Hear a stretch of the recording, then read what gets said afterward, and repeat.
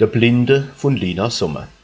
Zu Mannem auf der Räubrig stehn am schänen Dach zwei ganz verlumpte Bettler vom echten, rechten Schlag.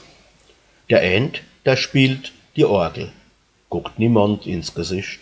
Am Hals hat er einen Zettel, vergesst den Blinden nicht. Der Anner, der geht fechte, hebt demutsvoll de Hut, doch s Kumpanie-Geschäftche bezahlt sich gar nicht gut.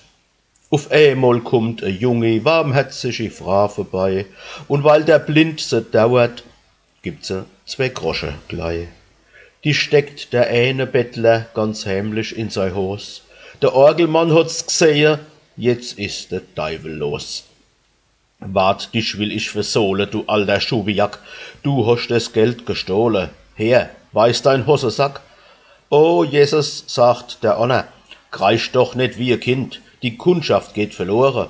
Bedenk doch, du bist blind.